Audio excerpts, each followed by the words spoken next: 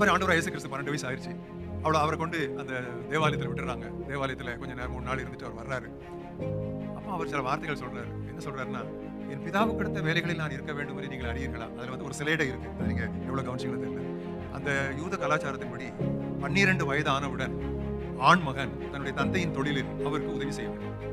Fathers business அதுல உதவி செய்யணும். பட் இவர் என்ன சொல்றாரு, யோசேப்புக்கு நச்சுப்பட்டறையிலே 12 வயது ஆனவுடன் உதவி செய்வதற்கு சிலேடையாக நான் என் பிதாவின், ஆங்கிலத்திலே மை ஃபாதர்ஸ் பிசினஸ், என் பிதாவினுடைய காரியங்களில் நான் ஈடுபட வேண்டும் என்று அறியாதிருக்கிறீர்கள். இது வந்து அவங்க அம்மாவுக்கு புரியவே இல்லை. என்னடா நம்ம நச்சுப்பட்டறையில் வேலை செய்யணும், இவன் கோயிலில் போய் உட்காந்துருக்கிறான், இது ஒன்றும் புரியலையே அப்படின்னு சொல்லி அவருடைய பெற்றோர் அவர் சொன்னதை விளங்கிக் கொள்ளவில்லை இருக்கா, விளங்கிக் கொள்ளவில்லை.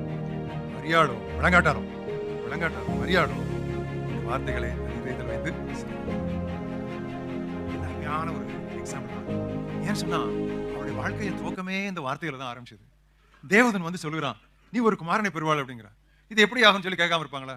கல்யாணம் ஆகாம நீ குழந்தை பெற போறான்னு சொன்னா கேட்காம இருப்பாங்களா? நியாயமான கேள்வி தானே, ரொம்ப நியாயமான கேள்வி. இது எப்படி ஆகும்? உடனே ஒரு பதில், பரிசுத்தாவி மேல வரும். பரிசுத்தாவி மேல வந்த உடனே நம்ம வந்து உற்சாகம் வரலாம். பரிசுத்தாவி வந்த உடனே நம்ம அந்நிய பாஷையில பேசலாம். பரிசுத்தாவி வந்த உடனே நம்ம வந்து ஆடி பாடலாம். பரிசுத்தாவி உண்மையில் வரும், உனக்கு பிள்ளை உண்டாகும்னா அது யார் நம்ப முடியும்? அது எப்படி நம்பிருக்க முடியும்? அதுக்கு முன்னால யாருக்கும் அப்படி நடந்திருக்கா? நடக்கலையே. அப்படி நடக்கவே இல்லை யாருக்கும். அங்க சாராளுக்காவது ஆபிரகாம் கணவர் இருந்தாரு. இது கணவனை அறியனே என்ன சொல்றாரு? கணவன் கூட கிடையாது. நியாயமான ஒரு கேள்வி தானே. அப்போ அவர் வந்து என்ன சொல்றாரு, இது வந்து பரிசுத்தாவியானவர் மேல வருவாரு, உன்னதமானுடைய பலம் உண்மை நிழலிடும், ஆகையால் உன்னிடத்தில் பிறப்பது பரிசுத்தம் உள்ளது என்று சொல்லப்படணும்னு வந்து எனக்கு என்னமோ நான் ஒரு ஹியூமனா யோசிச்சு பார்க்குறேன், ஒரு மனுஷியத்தில் யோசிச்சு பார்க்குறேன்.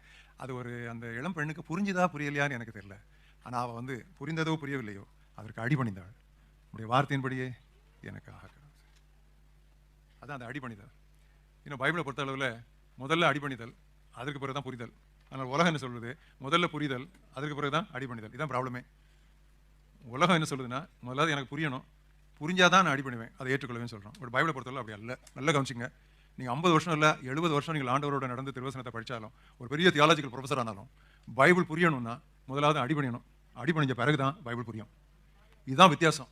இன்றைக்கி அநேகர் வந்து எத்தனையோ வருஷம் பைபிள் படித்தோம், அவங்களுக்கு புரியறதில்லை. தியாலஜி காலேஜில் 5 வருஷம் 6 வருஷம் படிச்சுட்டு வெளியே வரும்போது ஸ்டூடெண்ட்ஸ் என்கிட்ட சில ஒரு குரூப்பில் நான் பேசிகிட்டு இருக்கும்போது ஒரு ஸ்டூடெண்ட் கேட்குறான், அங்கிள், அவன் சின்ன பையன் தான் கேட்குறான், அங்கிள் இது வந்து யோட்மால்ங்கிற ஒரு இடத்துல நடந்த ஒரு கல்லூரியில் வேத கலாச்சாரம் பேசிட்டு நான் முடிக்கும்போது அவன் கேள்வி கேட்குறான், அங்கிள் நரகம் இருக்கு நீங்கள் நம்புறீங்களா அங்கிள் அப்படின்னு கேட்குறான். அவன் 3 வருஷத்தில் இப்போ வந்து அவங்க இதை எடுக்க போகிறான், அவன் டிகிரி வாங்கிட்டு பட்டம் பெற போகிறான்.